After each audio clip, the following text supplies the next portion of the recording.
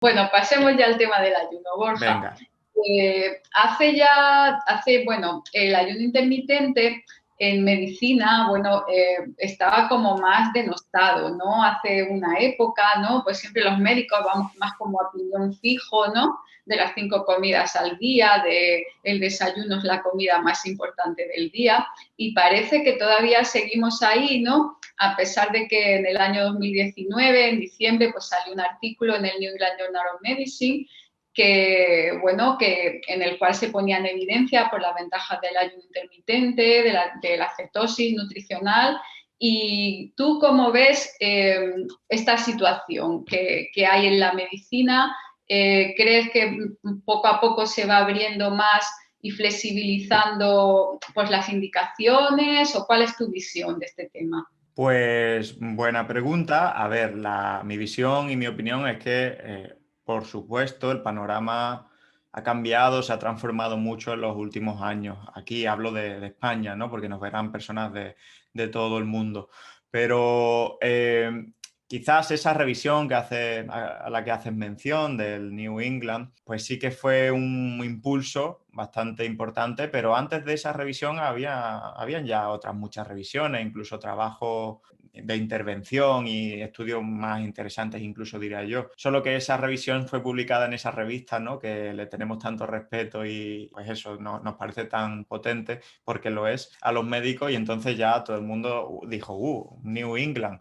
Y como que se tomó más en serio la cosa, ¿no? Pero bueno, el ayuno intermitente viene de muchísimo tiempo atrás y, por ejemplo, en Estados Unidos, pues todavía comenzó el movimiento mucho antes. En todo caso, se ha modificado mucho la práctica clínica, cada vez más gente conoce lo que es el ayuno intermitente y cada vez más gente, aunque todavía falta mucho, conoce cómo implementarlo en la práctica clínica. No todos lo hacen como es normal porque es algo muy incipiente y sobre todo porque rompe con un paradigma previo, que es el paradigma de no saltarse las comidas, de la frecuencia alta de comida, de 5 o 6 comidas al día. Pero poco a poco pues hay más interés en investigar el tema y en sobre todo llevarlo a la práctica, ¿no? Que al final investigamos para dar soluciones o dar herramientas a los pacientes. Y en este punto, precisamente, a mí me gusta hablar del ayuno intermitente como una herramienta más que ofertar a los pacientes.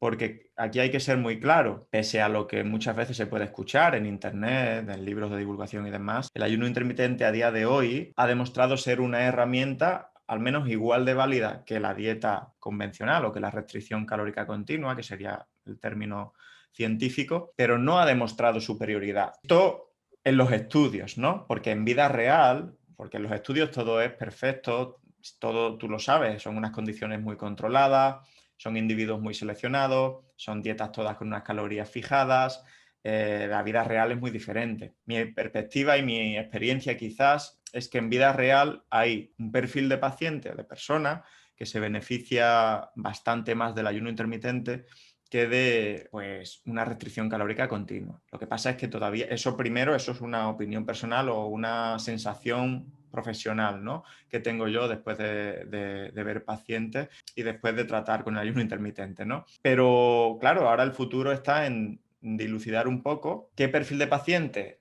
se va a beneficiar más del ayuno intermitente o qué perfil de paciente no, y hay que simplemente ofertarle pues, un plan nutricional basado en 3 o 4 o 5 comidas dependiendo del caso, ¿no? Perfecto, Borja. Bueno, esto enlaza con mi siguiente pregunta. ¿Tú qué pacientes crees que se pueden beneficiar más del ayuno intermitente y en qué casos es mejor no planteárselo? Pues bueno, doble pregunta, ¿no? Por un lado, ¿quién se puede beneficiar? Y por otro lado, ¿quién debe evitar el ayuno intermitente?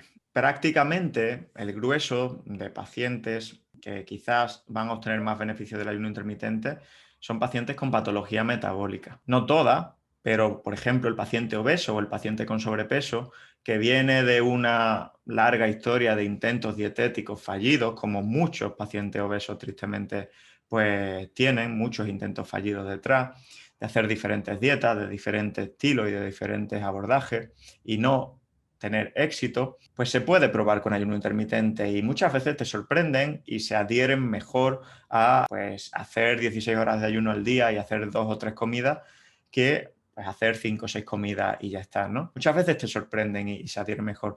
La obesidad y el sobrepeso sería el paradigma quizás más claro, el paciente más claro en el que se puede utilizar el ayuno intermitente. Se puede usar también en diabéticos tipo 2, siempre y cuando no haya insulinopenia, y si la hay, mucho cuidado. Ya enlazando con las contraindicaciones relativas, diría yo, cuidado en los pacientes diabéticos tipo 1, que por definición son insulinopénicos, no producen insulina. En este caso habría que o bien hacer una monitorización mucho más estrecha, o bien que el paciente sea muy experto y sepa bien regularse, controlarse, ajustar insulina, evitar hipoglucemia, adaptar la dieta, en definitiva, que sea consciente y que sea experto. Pero en todo caso, el paciente que tiene cierto componente de patología metabólica, hígado graso, también se beneficia mucho.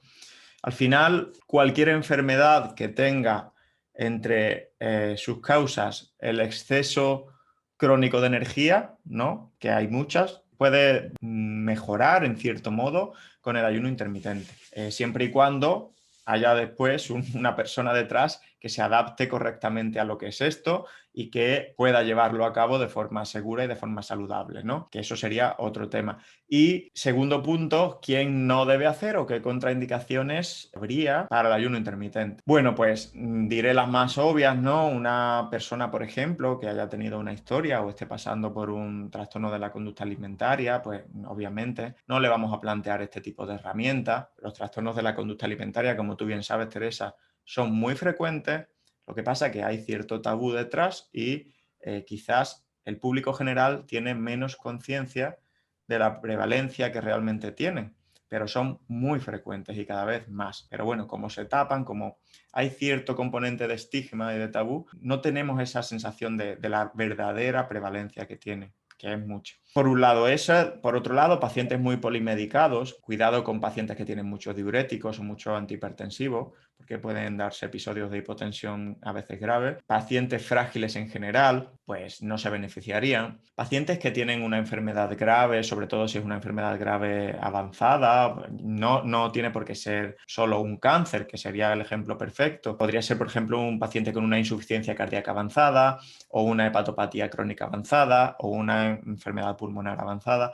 En definitiva, cualquier patología grave que condicione un riesgo de desnutrición importante. Embarazadas y lactantes, no tenemos estudios en embarazadas y lactantes, a priori no es una herramienta adecuada, salvo que haya pues una obesidad muy extrema que esté condicionando más problema que el potencial problema que podría condicionar el ayuno intermitente. En niños y adolescentes tampoco, es una población que tampoco tiene estudios al respecto, por lo tanto, a priori, y salvo otra vez circunstancias pues, muy individuales, no sería recomendable. Y bueno, seguramente ya he dicho que cuidado con la diabetes tipo 1, aunque se podía plantear en ciertos casos muy concretos.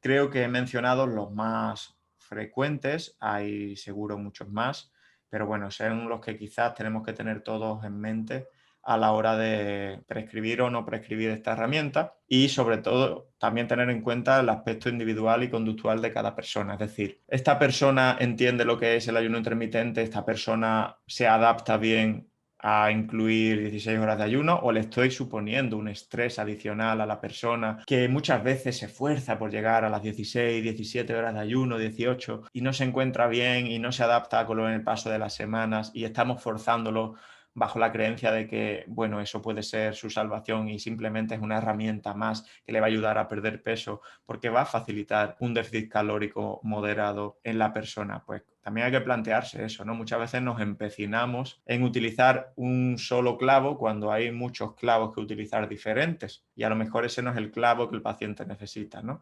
Hay que ser flexible en este aspecto y no cerrarse a una sola herramienta. Perfecto, Borja, pero también tenemos el otro caso, ¿no? La persona que llega y dice, es que a mí me cuesta muchísimo trabajo desayunar y estamos los médicos, no, que el desayuno es lo más importante, tal. Tal vez a esa persona, ¿no? Un protocolo de ayuno intermitente sin desayuno podría ser interesante, ¿no? Y no tener tanto que discutir tanto, ¿no? Claro, claro, Es claro, sí, totalmente. por los dos extremos, tanto el extremo Sí. de... Claro, Sí, fíjate, Teresa, que esa situación te la encuentras con mucha frecuencia, ¿no? Hay mucha gente que recién levantado no tiene hambre. Mucha gente, no voy a decir toda, pero mucha gente recién levantado, es decir, cuando se levantan de la cama, no tienen apetito. Claro, si tú no tienes apetito, pero sí tienes en la cabeza la cantinela de que el desayuno es muy importante y si no desayunas vas a tener obesidad y si no desayunas vas a tener enfermedad del corazón, lo que ocurre es que te vas a forzar a desayunar algo. Pero claro, forzarte a desayunar algo sin apetito es difícil. ¿Qué ocurre? Que al final tiramos o elegimos opciones que son las sencillas. Opciones hiperpalatables, opciones que no requieren cocinar ni nada del estilo, que son de coger y comer, y que suelen atender a que, pues, a zumos, a pan de molde con mermelada, a chacinas, a cereales azucarados, y por eso este es el desayuno más extendido en general. Polvo de cacao o a un pitufo de pan blanco. Un pitufo es un pan chiquitito que seguro que no, que mucha gente no sabe lo que de es. Málaga, ¿no? Ese Eso es, pitufo. de un trocito de pan blanco con chacina o con aceite. Entonces, a lo que voy es, cuando no hay hambre real y nos forzamos a desayunar, es muy fácil tirar de estas opciones que además la industria alimentaria conoce perfectamente que se da esta situación y esta tesitura y por eso los alimentos del desayuno son los que son. Y por eso hay alimentos exclusivamente de desayuno y no hay alimentos que sean exclusivos de almuerzo o alimentos exclusivos de cena. Por eso hay un pasillo en el supermercado, que es el pasillo del desayuno, pero no hay pasillo de almuerzo ni pasillo de cena, ¿no? Es algo que no nos paramos a pensar, pero así es. Hay productos designados para el desayuno, probablemente por esta razón. Porque somos una sociedad en la que no tenemos tiempo para desayunar, salimos de casa con prisa y las opciones más fáciles, porque además muchos tenemos poco apetito por la mañana, pues son esas, ¿no? Otra cosa sería pues esperar a que llegue el hambre de verdad, el hambre real, y comer algo más saludable a media mañana, que quizás sería lo más orgánico y lo más natural, ¿no? Que le sale a la mayoría de personas. El esperar 2 o 3 horas a que llegue el hambre de verdad. Entonces, totalmente ese apunte que haces tú, pues sería una excusa perfecta, ¿no? Si hay obesidad y sobrepeso, pues para poder hacer un ayuno intermitente que muchas veces nos empeñamos en llamar ayuno intermitente a pasar 12 horas sin comer, es decir, en cenar a las 8 de la tarde y desayunar a las 8 de la mañana, que bueno, yo a eso prácticamente ni lo llamaría ayuno intermitente. Creo que tenemos que respetar ciertos periodos de alimentación y ciertos periodos de ayuno, ¿no? Pero sí, sin duda alguna, pues la persona que dice yo es que por la mañana no tengo hambre y no me entra hambre hasta las 12 de la mañana, mira, pues no hace falta que comas y menos si tienes una situación de exceso de grasa, ¿no? Es de cajón, es sentido común. Vale, Borja, y me gustaría también preguntarte, ¿hay algún protocolo de ayuno más indicado en en algún momento que en otro? Por ejemplo, el de 16-8 o el de para unos fines especiales o más o menos, ¿qué hace que decantarnos por un protocolo a favor de otro? Vale, pues mi experiencia personal y profesional lo que hace decantarse por un protocolo u otro es la preferencia del paciente, es decir, lo que vaya a conseguir más adherencia en el paciente, siempre y cuando estemos hablando de un cambio suficiente para conseguir el objetivo, que al final pues probablemente sea la pérdida de grasa, ¿no? Hay protocolos de ayuno intermitente que sí que son quizás demasiado agresivos para empezar por ellos. Para comenzar, yo sigo pensando. Vaya, creo que hay bastante consenso en esto de que el protocolo 16.8 es el más liviano y el más llevadero. Incluso siendo el más llevadero requiere cierta adaptación, pero bueno, es quizá el más asequible para la gran mayoría y el que la gente entiende mejor y el más fácil de realizar. Después hay otros protocolos como el ayuno a días alternos que quizás requieren más monitorización médica y requiere más planificación y son, como digo, un poquito más agresivos en cuanto a que generan más restricción calórica. Pero para empezar, te diría yo que en el 80% de las personas realizaría ese tipo de ayuno intermitente, siempre y cuando pues, el resto de criterios hayan sido supervisados y demás, como hemos hablado antes. Vale, muy bien, Borja, perfecto. Y estás haciendo una tesis doctoral, ¿verdad? Del ayuno intermitente y dieta cetogénica. Así es, así es. Y cuando puedas contar algo más sobre tu tesis, un tema que me interesa mucho, ¿estáis descubriendo alguna cosa impactante o algún descubrimiento o A cómo ver, va tu sí, tesis? no hay ahora mismo conclusiones que sean estratosféricas, que sean de la boca abierta, y si las hubiera no las podría decir, pero básicamente lo que sí estamos viendo es que quizás el grupo o los grupos, porque hay varios, que hacen el ayuno intermitente, se están adaptando mejor de lo que pensábamos al ayuno intermitente, e incluso pues quizás si hay algún grupo que despunte un poquito más, es uno de los grupos que hace ayuno intermitente. Quizás el grupo de ayuno a días alternos, el que está despuntando un poco más. Precisamente porque la restricción calórica que se consigue al final es mayor, ¿no?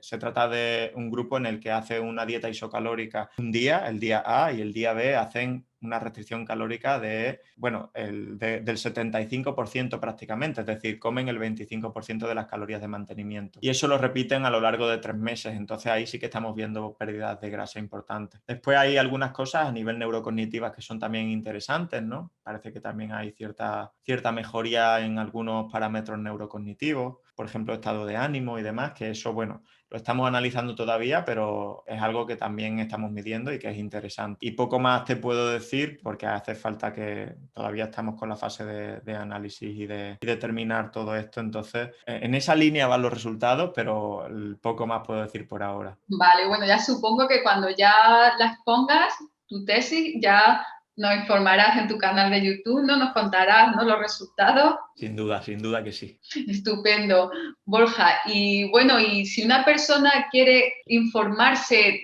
quiere hacer ayuno intermitente y no sabe cómo, ¿qué le recomiendas que haga? Vale, buena pregunta porque no hay quizás ninguna vía oficial. No es algo que pues vayas a tu médico de cabecera y tengas por seguro de que te va a informar o te va a informar bien. Es normal, ¿no? Quiero decir, no es ningún discurso de culpa de nadie, sino es algo nuevo, novedoso, se conoce poco y ya está. Pero te diría que buscaras a algún profesional que tenga cierta, más que domine o no domine, que tenga cierta experiencia clínica con el ayuno intermitente. Ojo que estamos hablando como si fuera algo totalmente raro y en mi en mi entorno profesional, pues hay muchos profesionales que lo utilizan, ya sea en la práctica clínica pública o privada, es decir, que se está utilizando ya y que no es ya infrecuente que vayas a algún endocrino privado o público y te ayude o te prescriba ayuno intermitente o al menos te aconseje, ¿no? Sin duda alguna. Como siempre, buscar un profesional que sea de tu confianza, que te aporte confianza y que tenga cierta experiencia en la herramienta o al menos pueda hacer una prescripción teniendo en cuenta lo que hemos dicho, ¿no? A nivel de criterios de inclusión, por así decirlo, y contraindicaciones, ¿no? Vale, ¿recomendarías endocrino, nutricionista o médico? O sea, ¿crees que hay unos requisitos mínimos que tenga que tener ese profesional? Por ejemplo, ¿un nutricionista valdría? A ver, yo no voy a entrar en qué es mejor ni qué es peor. Yo sí que creo que por sentido común, si es una persona donde hay una o varias patologías concurrentes, pues quizás sí buscaría ya un profesional médico. O si hace falta, pues hacer a interpretar analíticas, ¿no? O hacer alguna otra prueba complementaria. O simplemente la consulta no es buscar a alguien que me diga cómo hacer ayuno intermitente. Sin embargo, si es una persona pues, que no tiene otros problemas de salud y quizás tiene un exceso de peso leve, dietista nutricionista que esté formado en la herramienta es total y perfectamente válido, sin duda alguna. Depende de la consulta, depende del problema de salud previo y depende de la persona. Pero obviamente un dietista nutricionista formado en ayuno intermitente, como los hay muchos, pues perfectamente te puede aconsejar y te puede ayudar. Bueno, Borja, ¿y tú por qué crees que se ha puesto tan de moda el ayuno intermitente? Pues buena pregunta, muy buena pregunta, Teresa, la verdad, porque, bueno, yo esto es un tema que he pensado bastante y he recapacitado y digo, ¿por qué realmente ha cogido tanto auge el tema del ayuno intermitente cuando al final estamos hablando de ayunar durante un número de horas o de saltarte una comida? Quiero decir, no debería de haber tenido tanto bombo mediático e incluso a nivel científico con el gran número de publicaciones que está habiendo últimamente. Es algo que a mí me fascina, es decir, de repente y además no solo durante unos meses, sino que llevamos ya años con el ayuno como tendencia en nutrición. Pues las únicas conclusiones que he podido sacar, por un lado, es que todo lo que rompe con un paradigma previo es muy llamativo. Entonces, cuando llevamos diciéndole a la gente décadas que saltarse las comidas es horrible y que no pueden ayunar porque es peligroso para la salud, y de repente pues empiezan un sector de profesionales o un sector de la evidencia científica a decir que no, que esto no es así, pues esto llama la atención de la gente, ¿no? Es como una ruptura en un paradigma previo y esto llama la atención, es novedoso, va en contra del status quo, va en contra de lo establecido y me llama la atención, quiero saber de esto. La otra razón que a mí me cuadra quizás es que cuando la gente lo experimenta, cuando la gente lo hace, hay un componente fisiológico que precisamente es algo que estamos también midiendo en el estudio, en la tesis. Hay un componente fisiológico de, podríamos decir, de euforia derivado del ayuno intermitente, derivado de ayunar. Al final, el ayuno ha estado y está presente en la mayoría de religiones, no es por azar, sino porque es una forma, ¿no? Las religiones lo han entendido como una forma de purificar, ¿no? De purificación, de limpiar el alma, o cada religión lo entenderá de una forma, pero es una forma como de limpieza, ¿no? Y eso siempre va aparejado de una sensación de bienestar que probablemente tenga una justificación fisiológica, que esto es muy interesante, y que probablemente tenga que ver con la cetosis, ¿no? Con la situación de cetosis nutricional. Mi perspectiva, y como yo lo entiendo, o mi opinión sobre ello, es que esa situación de ayuno y de cetosis nutricional leve, porque al final hablamos de una cetosis nutricional leve, genera sensación de bienestar, genera sensación de bienestar psicológico, es decir, de cierta euforia. De hecho, mucha gente que empieza a hacer ayuno intermitente te escribe como loca, diciendo: buah, Borja, no me he sentido mejor en mi vida, tengo mejor estado de ánimo, pienso mejor, cognitivamente estoy mejor. Otros no se adaptan y no notan estos beneficios, pero los que sí lo notan como muy, muy fuerte, ¿no? Como muy marcado. Y eso, por un lado, genera adherencia y eso fideliza, ¿no? Al cliente, por decirlo de alguna forma. Es decir, está ese apartado más teórico de, ojo, que me llama la atención esta corriente nueva, pero después está ese apartado más personal y más subjetivo de me produce buenas sensaciones, me hace ahorrar dinero, que eso parece tabú, pero no lo comentamos nunca, pero ojo que comer 2 veces al día en vez de 3 ahorra, que parece una tontería, pero no lo es, sobre todo en ciertos contextos. Me hace perder grasa y sobre todo no hace que tenga que estar continuamente fijándome en las porciones ni en las calorías, que eso también lo agradece mucho la gente, porque paradójicamente, y al contrario de lo que podríamos intuir, el ayuno intermitente suele reducir el hambre y aumentar los niveles de saciedad de la mayoría de personas que lo hacen. Esto parece que viene por una regulación de hormonas que regulan esos procesos de hambre y saciedad, grelina, leptina y una serie de hormonas que no vamos a entrar en detalle, pero es así. Y después hay el otro componente, es que como se reduce la frecuencia de comida, las comidas suelen ser más grandes y la persona también sensorialmente ve que come más y pues al final se sacia más. Eso es un cúmulo de factores que yo creo que ha hecho que la herramienta tenga buena acogida en general. Pero claro, llama la atención el fenómeno, ¿no? Y creo que los profesionales deberíamos plantearnos el por qué. Porque cuando hablamos de una moda, si realmente algo es una moda, es pasajero. Las modas pasan, siempre. Si hablamos de algo, pues que entra dentro de lo pseudocientífico, como muchas veces ocurre, eso también pasa. Eso pasa, no se le presta tanta atención y no se hacen cientos de estudios científicos sobre un fenómeno que es claramente una tontería, ¿no? Como ocurre y como todos los años salen dietas pues, estrafalarias, ¿no? Entonces estamos hablando de que hay probablemente algo más, de que estamos en una situación en cuanto a salud pública en la que, hablando ya de obesidad y de sobrepeso, cualquier herramienta que sume es bienvenida y es positiva, en la que no deberíamos tener tantos prejuicios y tantas barreras como todavía hay muchos profesionales que, oh no, el ayuno, eso es una tontería, es una pérdida de tiempo, no sirve. Puedes tranquilizarte, puedes intentar abrir tu mente y puedes intentar ver lo que hay sobre el tema y ya decidir realmente, pero sin tantas barreras iniciales. Hay que tomar una perspectiva, creo yo, que un poco más abierta, porque, repito, cualquier herramienta que ayude en obesidad con la que nos está cayendo encima y nos va a seguir cayendo, y tú lo sabes perfectamente porque te dedicas a lo mismo que yo, pues cualquier herramienta es buena y más que buena, es decir, deberíamos abrazarla. Por lo tanto, pues esas reticencias que muchas veces hay, no las entiendo, salvo que haya pues, una situación de creencia previa o de prejuicio previo. Pues bueno, Borja, muchísimas gracias por tu tiempo, que sé que estás muy ocupado y con muchos proyectos entre manos. Y bueno, pues agradecerte y si tienes algo más que comentar, pues para cerrar el vídeo. Pues nada, te comento a ti que sigas con tu canal de YouTube tan incipiente pero tan bonito tu proyecto, que sigas ayudando a mucha gente como ya estás haciendo y cada día ayudará a más gente y que sigas aportando tu experiencia personal y profesional que es súper valiosa y de verdad va a tener mucho potencial en los próximos meses, los próximos años. Y nada, que un placer y que espero que hablemos muy pronto, Teresa.